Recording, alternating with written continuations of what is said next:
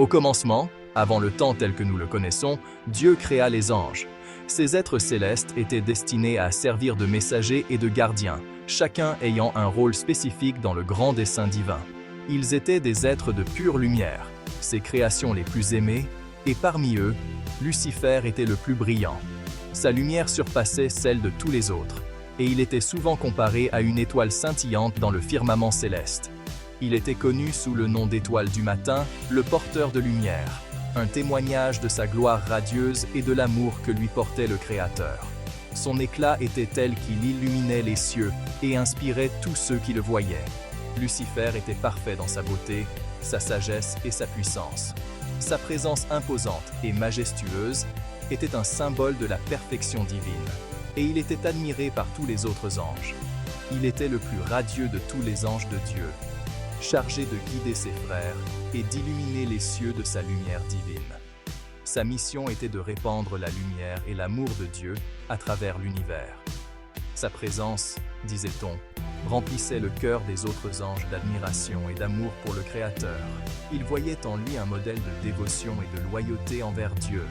Sa voix, lorsqu'il chantait les louanges du Créateur, était le plus beau son de toute la création. Les cieux résonnaient de ses chants, et chaque note était une offrande de pure adoration. Il n'y avait aucune trace de ténèbres, aucune ombre du mal qu'il allait incarner.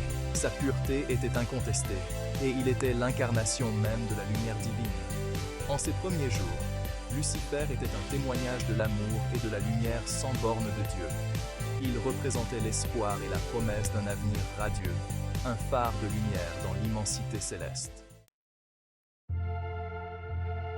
Le temps, comme il le fait pour toute chose, apporta le changement. Les saisons passaient, les ombres s'allongeaient et se rétractaient, et le sable dans l'heure de verre continuait de couler, marquant le passage inexorable du temps. Dieu, dans son infinie sagesse, conçut une nouvelle création, l'humanité. Il insuffla la vie dans la poussière de la terre, créant des êtres à son image, dotés de libre arbitre et de la capacité de ressentir des émotions profondes. Ces êtres, façonnés à partir de la poussière de la terre, étaient imparfaits, capables à la fois d'un grand amour et d'une terrible méchanceté. Ils pouvaient s'aimer profondément, mais aussi se haïr avec une intensité égale, créant un monde de contrastes et de conflits. Lucifer observait l'humanité avec une inquiétude grandissante. Il voyait les luttes et les souffrances des hommes, et cela le troublait profondément. Il voyait leur potentiel pour les ténèbres, leur capacité de haine et de violence. Les guerres, les conflits et la douleur semblaient sans fin, et cela remplissait son cœur d'une sombre préoccupation. Il remettait en question le plan de Dieu, se demandant pourquoi des créatures aussi imparfaites devraient recevoir une telle faveur. Pourquoi Dieu, dans sa perfection, avait-il choisi d'aimer des êtres si faillibles? Lucifer, habitué à la perfection du ciel, avait du mal à comprendre ou à accepter l'amour de Dieu pour ces êtres imparfaits. Le contraste entre la pureté céleste et le chaos terrestre était trop grand pour lui. Son cœur, autrefois rempli uniquement d'amour et de lumière, commença à vaciller sous la flamme froide du ressentiment.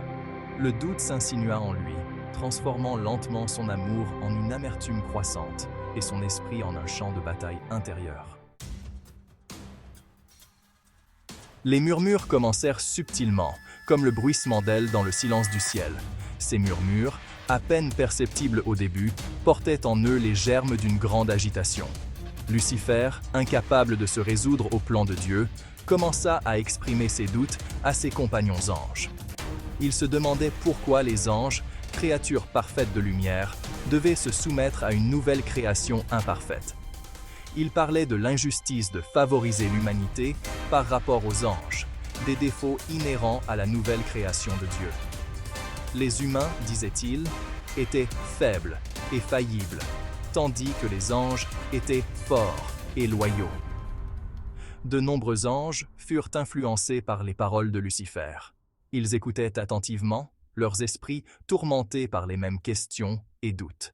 Ils l'avaient toujours connu comme le porteur de lumière, le plus aimé des créations de Dieu. Sa sagesse et sa beauté étaient inégalées, et son charisme captivait tous ceux qui l'entouraient.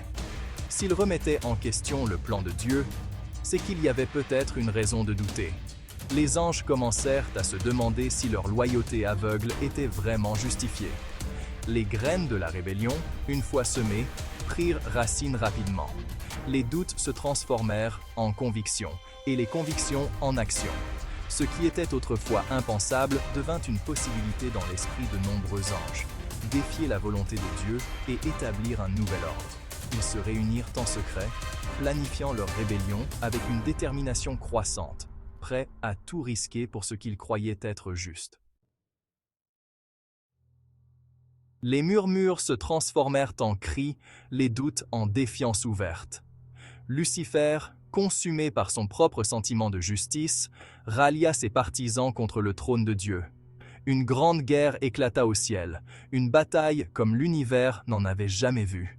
Les anges combattirent les anges, frères contre frères, leurs armes célestes s'entrechoquant dans une symphonie de lumière et de ténèbres.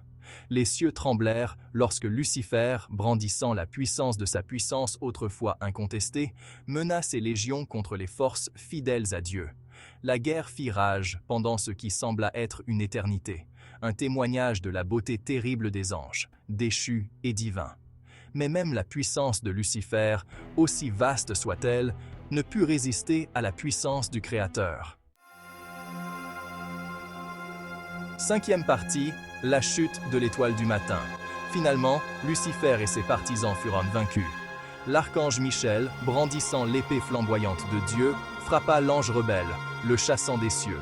Lucifer, l'étoile du matin autrefois radieuse, tomba en disgrâce, sa lumière éteinte par les ténèbres qu'il avait embrassées.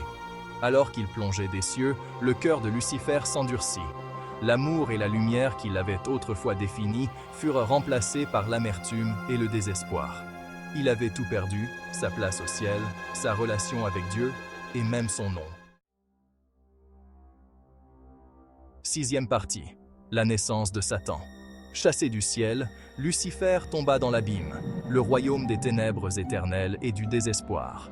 C'est là, dépouillé de sa gloire passée, qu'il fut connu sous le nom de Satan, l'adversaire. Les ténèbres qu'il avait embrassées s'accrochaient maintenant à lui, transformant sa forme autrefois angélique en quelque chose de monstrueux.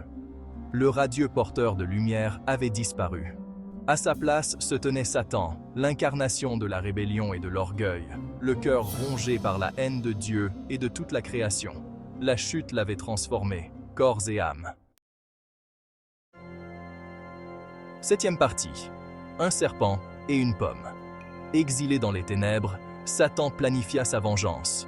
Il prouverait à Dieu que l'humanité, sa précieuse création, n'était pas digne de son amour. Il la tenterait, la corromprait et la ferait tomber à son niveau. C'est ainsi que Satan, déguisé en serpent, pénétra dans le jardin d'Éden. Il tenta Ève avec le fruit défendu, lui murmurant des doutes sur l'amour de Dieu et lui promettant une connaissance interdite. Ève, séduite par ses paroles, succomba à la tentation, et par elle, le péché entra dans le monde. Satan avait atteint son but. Il avait prouvé à Dieu, du moins le croyait-il, que l'humanité était imparfaite, facilement influencée par la tentation et indigne de l'amour divin. Huitième partie. L'adversaire. À partir de ce jour, Satan devint l'adversaire éternel de Dieu et de l'humanité. Il erra sur la terre, cherchant à tenter et à corrompre, à murmurer des doutes et à semer la discorde.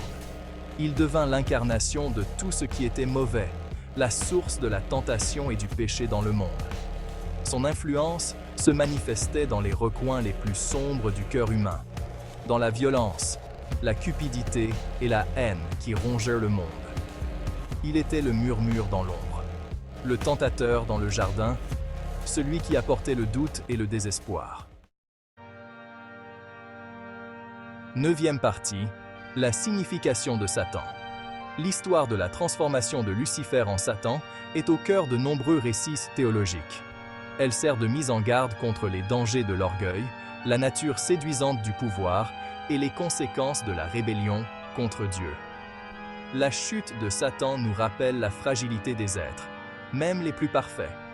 Elle nous rappelle que même les anges peuvent succomber à la tentation et que le chemin des ténèbres est pavé de bonnes intentions.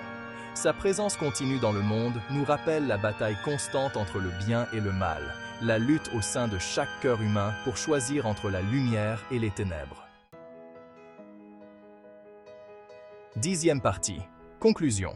Le voyage de Lucifer, du porteur de lumière à Satan, est une histoire tragique d'orgueil, de rébellion et du pouvoir durable des ténèbres. C'est une histoire qui a résonné à travers l'histoire, façonnant notre compréhension du bien et du mal, et nous rappelant la lutte constante en nous-mêmes et dans le monde qui nous entoure. Bien que chassé du ciel, l'influence de Satan continue de se faire sentir. Il reste l'adversaire, le tentateur, l'incarnation de tout ce que nous nous efforçons de surmonter. Pourtant, son existence même nous rappelle le pouvoir du choix, l'importance de la foi et la force durable de l'esprit humain face aux ténèbres.